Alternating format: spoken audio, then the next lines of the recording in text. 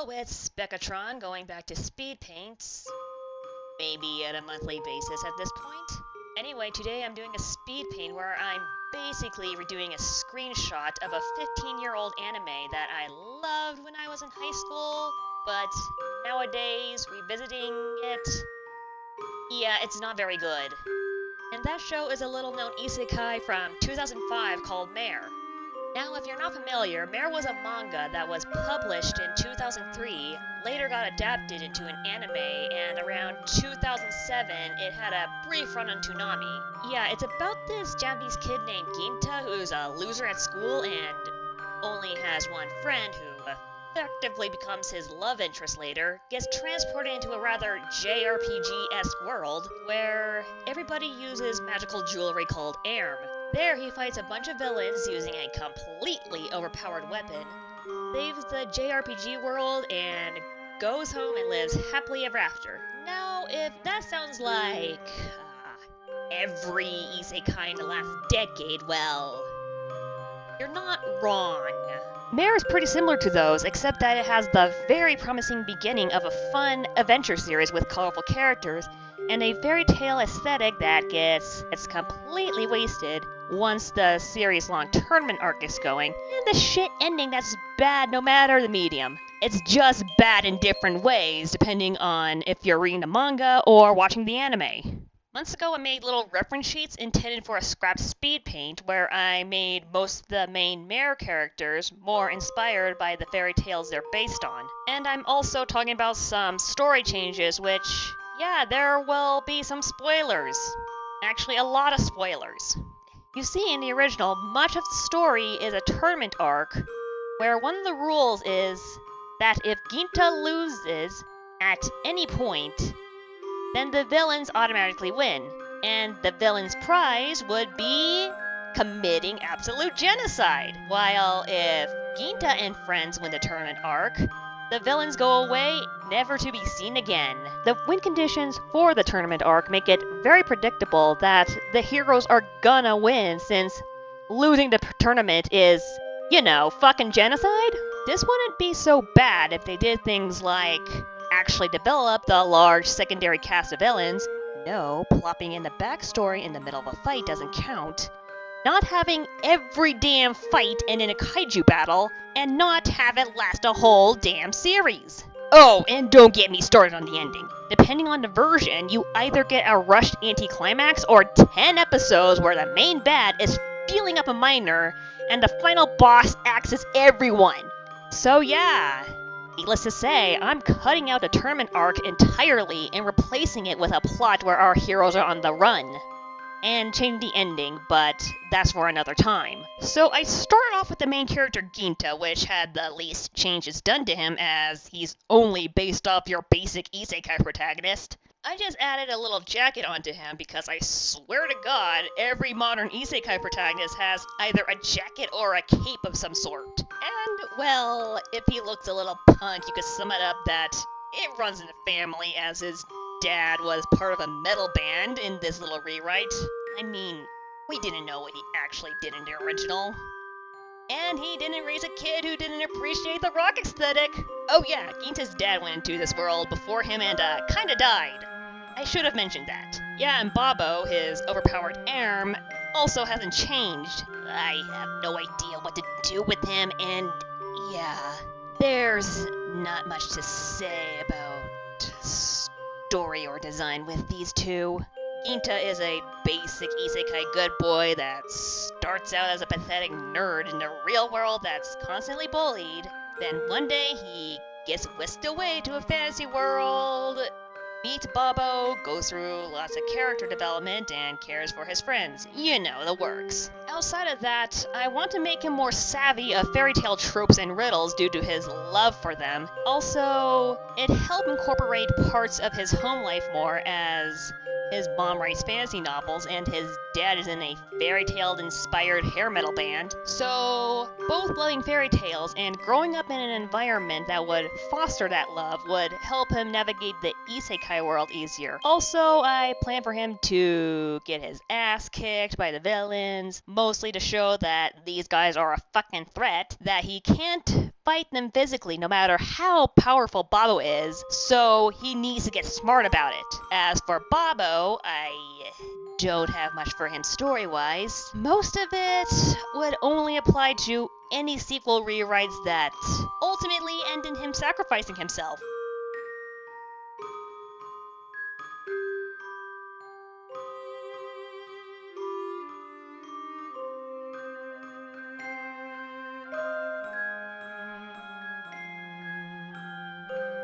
Next up is Dorothy, who is the sexy witch that Ginta meets when he gets to the fantasy world, explains the magic system to him, and helps him get Babbo. She's based on Dorothy from The Wizard of Oz, which is super obvious going off her name, and her arms are based off of characters in the movies and books. I mean, she can summon a scarecrow, a lion, a tin man, a book-exclusive doll, and a dog she named Toto. The only way it could be more obvious is that she has a neon sign above her head that's flashing, "I'm based on the main character in The Wizard of Oz!" Here I amped up the sexy witch angle and also added some blues and whites that are typically associated with Dorothy from The Wizard of Oz. The see-through sleeves are me trying to futz in a corset into her design, while leaving some of her arm bare without making it Lolita or steampunk style.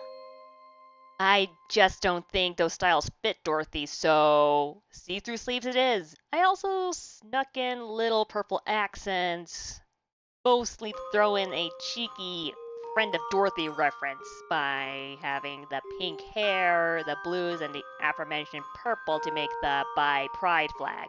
Yeah, I know, a friend of Dorothy is mostly a reference for gay men, but as fabulous as a rainbow would be, it doesn't really fit Dorothy or anything in the fantasy world, so bisexual flag it is.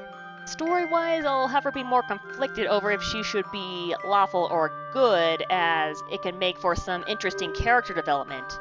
And it would play into her relationship with a major villain, having her decide if she should follow the rules of her home or spare the major villain. Other relationship-wise, in the original she had a crush on Ginta, so I'm changing it to her platonically loving him since Ginta is like 14 while Dorothy is implied to be over 18. As for any romantic connections that she might wind up in, well, let's just say she'll be the poison ivy to someone else's Harley Quinn.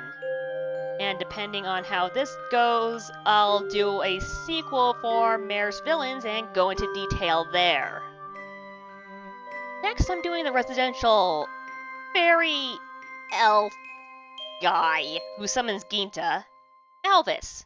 Okay, well, he's not an elf in the source material. I decided to change him into one, or at least a fey creature, due to him being based off of Peter Pan, who is a bit of a trickster fairy character. So, yeah, I completely changed him from being the edgy one with a fairy friend to, well, the residential little shit fae with a fairy friend. Since he's supposed to be Peter Pan, I added more greens to his color palette to evoke that, changed his outfit from sleeve zippers to something more influenced by druids, leaves because I like leaf cloaks, and I wanted fur on him, so furry leg warmers. I mussed up his hair mostly to give him a more distinct silhouette because OG Elvis actually has a similar silhouette as Ginta and his dad, and it also goes with all the floof that's going on in his design. I also gave him a bag as I decided to make him more artsy here and to give him a hobby outside of pranks, or, in the original's case, brooding. Also, he'd keep all his supplies, including his magic shit, in there, which is a pretty easy way to write in a flaw that he's actually very disorganized and has a tendency to misplace his shit, with all of it being in one disorganized nightmare sack. So if he needs an arm, he could wind up pulling out a piece of charcoal. Speaking of magical shit, he's the one who summoned Ginta, like I said, in the original. I'm still gonna keep that, but in my revision of the story, he goes about it a bit differently in that, using his knowledge and use of fairy magic, He does a fairly complicated and planned out ritual. He keeps in mind weaknesses in the boundaries between realms and whatnot, timing it around the middle of spring in Ginta's world. He would also serve as a foil to Dorothy, as the two are magic practitioners, but the magic they use and the magical societies they grew up in, among other things, are pretty different.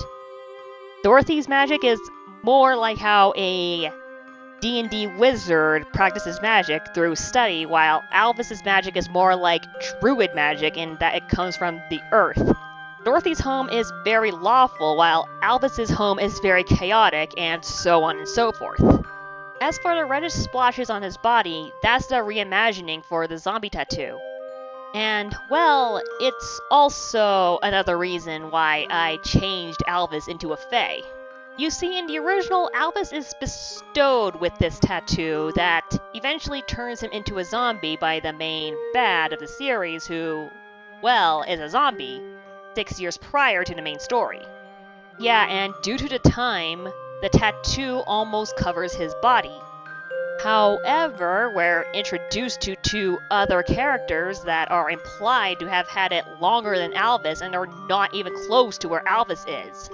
At first, I chalked it up to puberty, but one of the characters is likely close to Alvis's age, and if that's the case, he should have been at the same point as Alvis, if not further along, since it's implied he's older, even if it's just slightly older. Then I remember the main bad is from the same place as Dorothy, and it's shown to be a magical prodigy, and on top of that, it's implied that he had the tattoo cover him faster than Alvis. So I thought, what if the tattoo progresses faster depending on if you're inherently magical? Actually, that explained why it progressed on Alvis and the main bad faster than the other two, because the latter two would be regular humans, and boom, Alvis is now a druid elf guy. And I redesigned it to make it feel more like a curse, and have it look more nasty than it was in the original. Plus it adds some urgency, as it's more of a blight that Alvis needs to cure himself from instead of a thing that you can take your damn time on until it's convenient to worry about it. I also plan to have the zombie tattoo actually be a phylactery maker, but like the stuff with Bobo, that won't come unless I decide to do a Omega rewrite. Omega's a sequel.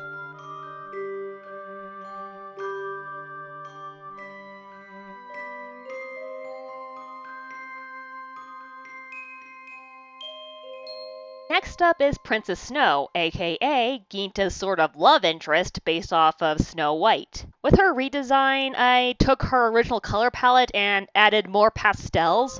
Her sleeves and parts of her skirt are honestly based on how Snow White's sleeves are portrayed in artwork, so I took those design elements and made them more Lolita-like with more whites and fluff incorporated into her design. Since she uses ice magic, it helps make her look more wintry. And I decided to make her eyes red as another Snow White reference to how she's frequently described, skin as white as snow and lips as red as blood. And I put some light pinkish makeup on because, well, she is a princess. Even when she's traveling and on the run, she's gotta be more dolled up than, say, Dorothy, who still looks pretty put together because magic. In the source material, she looks like Ginta's friend from school, and she happens to be connected with her in that when she goes to sleep, she experiences what the friend experiences and vice versa. The anime tried to explain this with her being a clone. Yeah. In the anime, Snow is a clone of a girl from Ginta's world, a world that in the source material a major villain thought was just imaginary. And that was dumb. That was really dumb. So here I completely scrapped that and just said that they're pure of heart. It's a fairy tale-ish world.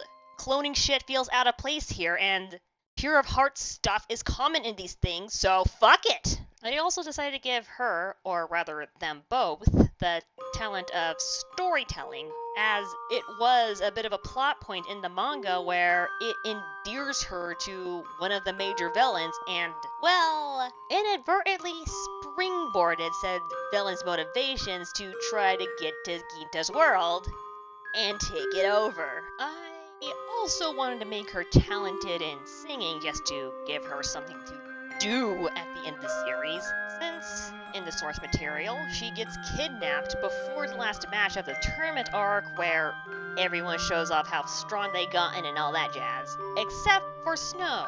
She's pushed to the side in the manga, and in the anime she just dies in the end. So yeah, I plan that near the end she goes with Ginta to the final boss and helps him out by singing so the final boss is distracted, and it gives Ginta the opportunity to take him down or some shit like that. I also plan to explore the connection between her and Ginta's friend more, like maybe have the two write to each other or something. Next up is Jack, who, you guessed it, is based off of Jack and the Beanstalk. Like Ginta, I also didn't change too much about him, just added a hat and suspenders. I also made him a bit more muscular and gave him substantial tan lines because he's a farmer, and he works in the sun a lot.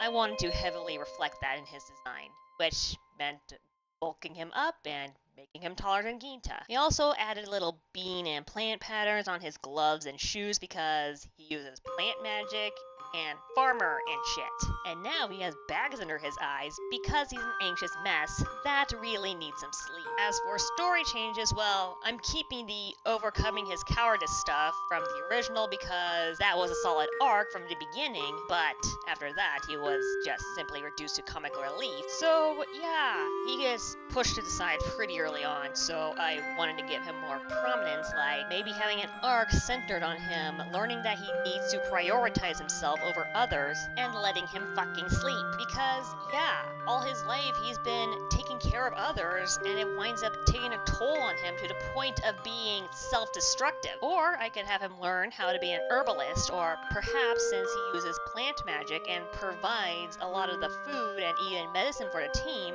make the team realize they've been taking him for granted. Hell, he even hooks up with one of the villains in the end of the original. I could probably go more into that. Okay, I'm going to change how the two fell for each other because in the original, she falls for him because she was drugged. It's kind of innocent in the manga where he was seemingly caught off guard that she fell for him while drugged. But it's worse in the anime because he full well knows that being drugged makes her smitten with him, and I'll just end it here.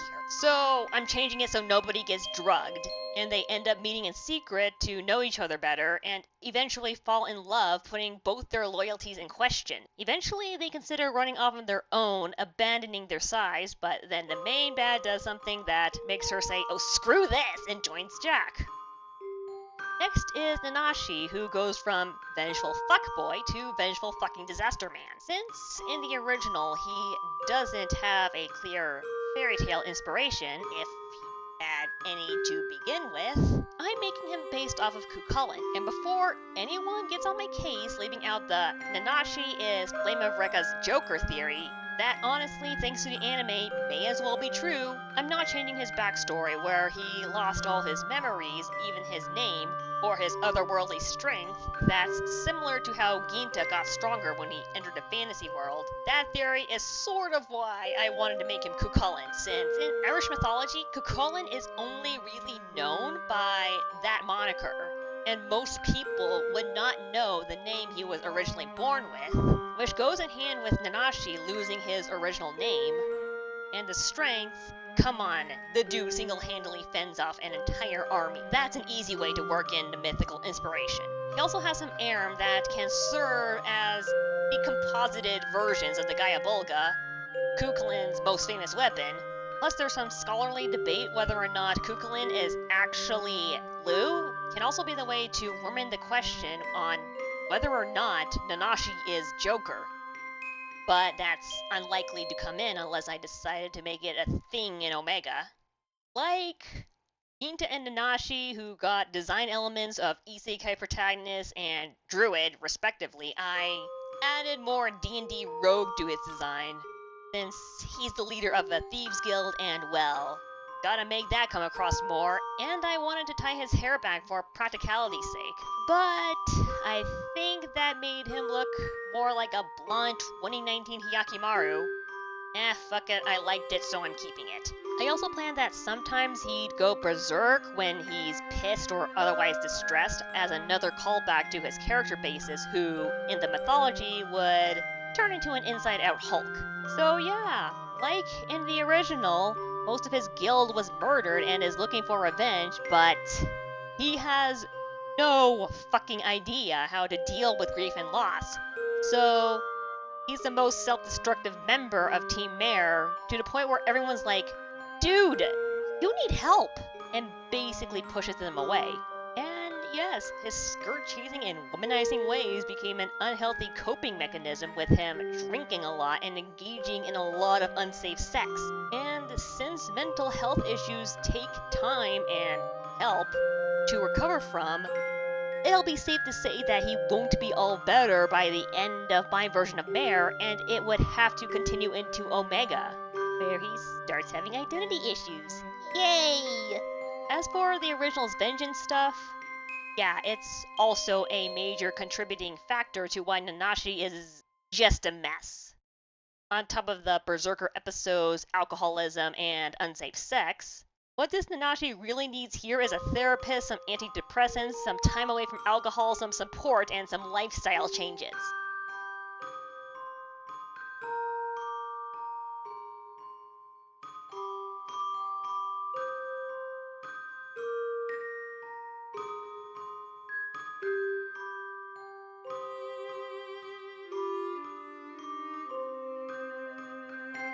Last but not least, we have Alan. Honestly, the biggest badass on Team Mare. Like, in canon, he just threw a guy into a volcano. And pretty sure he was cursed into a dog after he falls asleep, just to keep Mare from steamrolling the villains. Not like it changed anything, as they did just that, and the curse got broken like at the halfway point, but whatever. So he's supposed to be based off of Ichabod Crane from Sleepy Hollow, but he's also supposed to be Snow's bodyguard. So I just put him in a suit with ripped sleeves, and also have him be blind in one eye and losing his eyesight.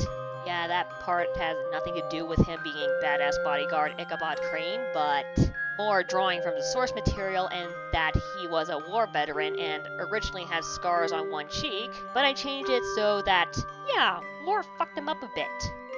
As for the glasses, yeah, he's just getting older.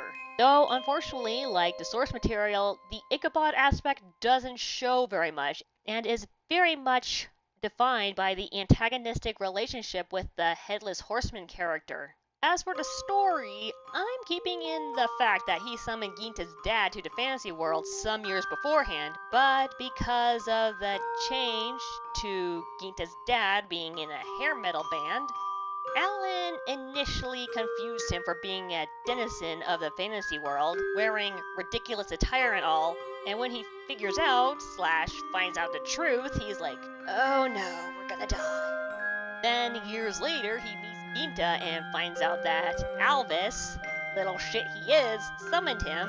He thinks, oh no, not again. So he's a more reluctant mentor figure of the younger members of Team Mare that developed a smoking problem.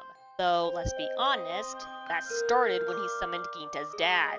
Also, I'm changing his love interest because, honestly, I hated that the anime decided to put him with the cat girl that actively triggers his phobia.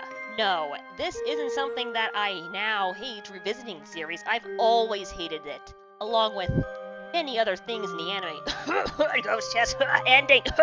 So yeah, out of pure spite, I decided to give him a boyfriend who is based off of a very obscure Brothers Grimm fairy tale called The Bearskin. Obscure because it's like one of the very, very few Brothers Grimm tales that's not fucked up or gory. I mean, the worst that happens is that the main character makes a deal with the devil and doesn't bathe for several years.